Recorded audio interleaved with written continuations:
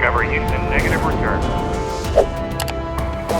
Quando se fala em habilidades complementares, você tem aquelas coisas que você necessariamente precisa aprender enquanto técnica e tem aquela coisa que vocês precisam aprender enquanto soft skills, que são habilidades não tangíveis.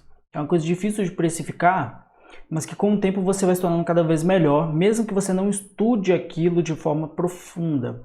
Porque quando você se torna um profissional especificamente focado, por exemplo, em copyright, que a gente vai falar daqui a pouco, você precisa aprender todos os aspectos que orbitam aquela profissão em si.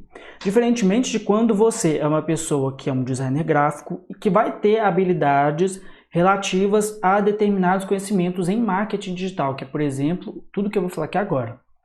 Então, por exemplo, você, designer de lançamentos, quer ganhar bem, quer se relacionar bem com os clientes, tem outras habilidades também, mas aí são habilidades mais ali de comunicação, elas não entram na questão de marketing digital, como uma forma de execução de certas tarefas para poder ajudar o seu cliente, para poder entender a linguagem do seu cliente e para entender também como que você vai poder contribuir para tornar aquela etapa cada vez mais produtiva, para você se tornar um profissional que não apenas é um cachorrinho mandado, mas sim um cara que consegue ali entregar mais do que foi lhe pedido. A gente chama isso de over delivery, que é a capacidade de você entregar mais do que você foi requisitado.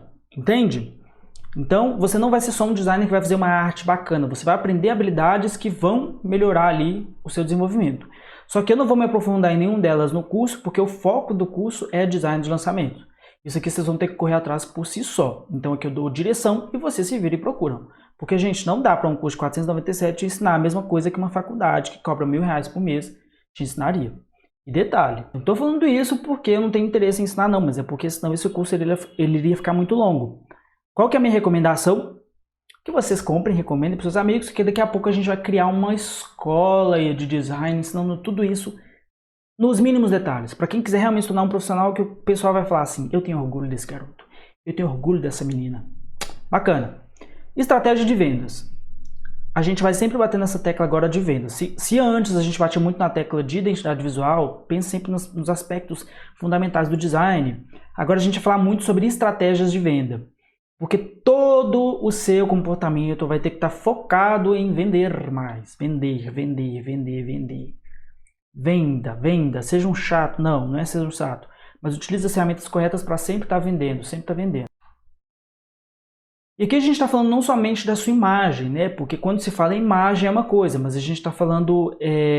Desculpa, não é só a venda de produtos especificamente, mas também a venda da sua imagem, do seu serviço, do seu relacionamento, da sua persona. Quais são os aspectos que você vai pensar ali na questão da sua estratégia de vendas? Quando a gente fala em marketing digital, seriam estratégias literais. Quais são as estratégias principais utilizadas para se fazer vendas no marketing digital? Eu citei alguns exemplos aqui. Por exemplo, são utilizados principalmente os lançamentos digitais. Eu não coloquei aqui a questão do perpétuo, que seria a manutenção de um produto em perpétuo, que você utiliza o tráfego pago para você manter o seu produto sempre vendendo. A gente chama isso de produto de cauda longa, que é um produto que ele tem uma validade infinita. Daqui a 10 anos esse produto ainda vai estar em voga. Então ele é um produto de cauda longa, ele pode ser vendido no perpétuo, ok? Mas você tem os lançamentos digitais, que é inclusive o foco desse curso, que é você pegar um produto, lançar ele para o maior número possível de pessoas e falar, olha, eu estou vendendo isso aqui, comprem, comprem, comprem, comprem. As pessoas vão comprar, desde que aquela audiência seja alimentada da forma correta, utilizando justamente essas estratégias de venda. Olha que curioso. Tráfego pago versus tráfego orgânico. Quais são as principais diferenças entre um e outro? Tráfego pago, você vai literalmente pagar alguma plataforma para você anunciar nela. Assim como quando, por exemplo, você vai assistir a televisão livre, você abre sua Globo da Vida. Você não vê lá Casas Bahia, Lojas Americanas, Bradesco, etc e tal. Todas aquelas empresas pagaram a Globo para aparecer para eles. E você vai fazer basicamente a mesma coisa, só que aí você vai pagar plataformas digitais como Facebook, Instagram, Google, YouTube. Você vai pagar essas ferramentas para você aparecer para uma quantidade bem grande de pessoas com um objetivo só, nesse caso. Diferentemente do tráfego orgânico, que é quando você cria materiais para a internet para poder alimentar uma base de audiências, né? Então você cria posts, você cria vídeos, você cria reels engraçadinhos, você faz várias coisas, várias estratégias para poder atingir esse público e também vender mas sem gastar R$1. E detalhe, tá? Para você ver que não é impossível. Eu cheguei até aqui somente com tráfego orgânico. Eu ainda não gastei R$1 com tráfego pago. Eu falo assim para os lançamentos mesmo. Foi tudo na base de bom atendimento, indicação e utilizando essas estratégias assim de tráfego orgânico. De aprender a me relacionar com as pessoas, de aprender a criar conteúdo gratuito. Tudo isso é importante que você saiba justamente para não ficar perdido no digital. Mesmo que você não queira fazer isso, é importante que você saiba as diferenças entre o outro. Porque querendo ou não, você tem que seguir algum caminho, né? Mas para os lançamentos em específico e principalmente para os perpétuos, é difícil que você não utilize tráfego pago, tá? E aí você pode fazer uma junção entre os dois, mas é importante saber a diferença entre os dois e para que cada um se aplica. Geração e alimentação de leads tem justamente um contexto parecido com o tráfego orgânico, que é você aprender a gerar leads, no caso nos dois tráfegos, o pago e o orgânico. Que é você gerar leads, é você chegar na pessoa, daqui a pouco a gente já está falando aqui de funil de vendas, é você chegar nas pessoas certas para apresentar o que você faz. Então você vai se posicionar e falar, olha, eu vou falar sobre lançamentos digitais. Dessa forma, você vai chegando para essas pessoas e vai falando para elas, olha, eu faço isso, e se você quiser ter melhores resultados, você vai fazer isso, essas são técnicas que eu utilizo. E aí você utilizando o tráfego pago, você vai vender um e-book, você vai vender... Na verdade, dar um e-book, uma isca digital, né, através dessa geração de leads, ok? Lembrando que a geração de leads, ela geralmente envolve principalmente o tráfego pago e a alimentação, o tráfego orgânico, entende? São duas coisas que estão meio intrínsecas, meio ligadas aí. Negociação e fechamento de vendas. Nesse caso, já é aquela situação onde você já alimentou o seu lead, já chegou até o seu prospect, ou essa pessoa veio até você, que é uma outra estratégia de vendas também que a gente já está falando no próximo módulo, né? O módulo de clientes. Quando você já tem essas habilidades, você simplesmente vai aprender a negociar, a falar do seu preço, falar do valor do seu produto e fechar vendas. Sempre com esse foco. Sempre com o foco de fechar vendas. Tráfego pago, tráfego orgânico, caguei. Fechamento de vendas. Beleza? Marketing digital é fechamento de vendas, é isso. Assim. Tudo no fim das contas converge para o finalzinho do funil. Copyright a gente falou na aula anterior, mas agora a gente vai se aprofundar um pouquinho mais, que é falando sobre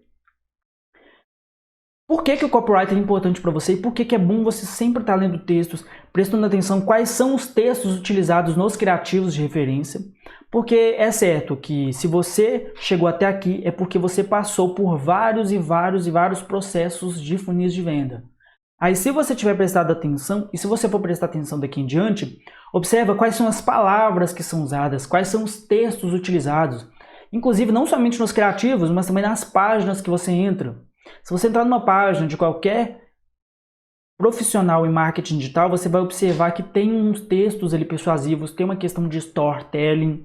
Vamos falar sobre isso aí. Na verdade, a gente já falou de storytelling no módulo anterior, então não se esqueçam. Storytelling é importante por isso, contar uma história ali, né, que foi o que eu fiz ali justamente no meu vídeo de vendas, por exemplo, que foi como eu cheguei até vocês. Bacana. Engajamento. Ferramentas para você manter e para você tentar crescer a sua audiência.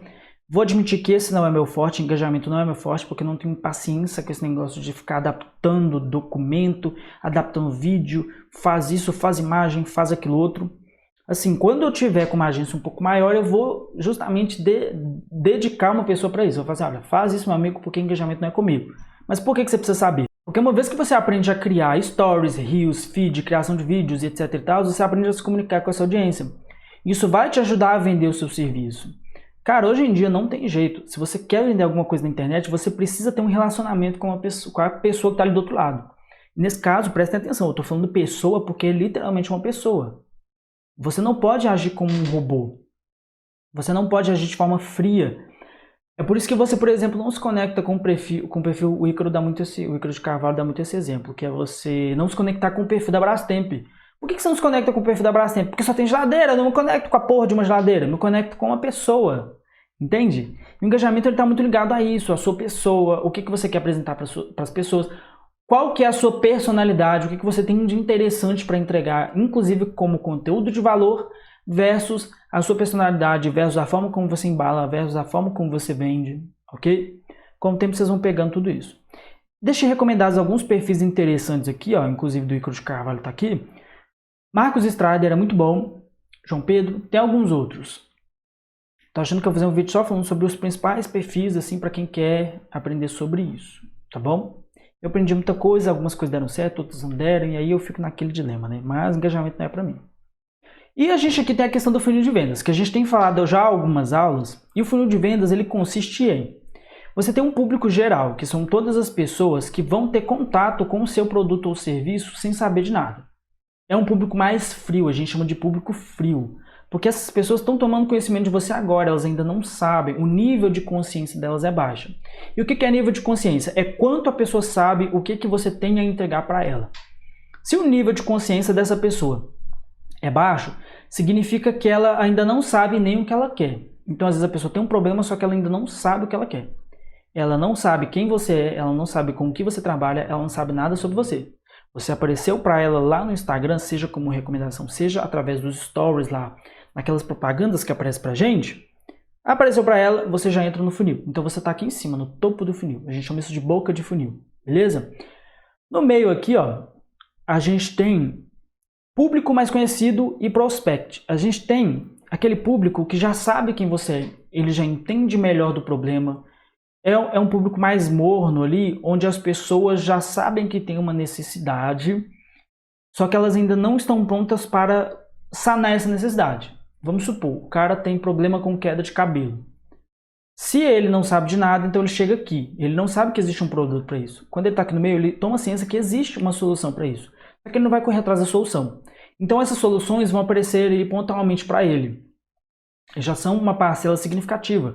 Você observa que entre o público frio e morno tem uma queda muito grande em termos percentuais, porque começa a diminuir muito, muito mesmo. Por isso que chama de funil. Começa com uma quantidade grande de pessoas e começa a descer, diminuindo, até que lá embaixo tem pouquíssimas pessoas. Beleza?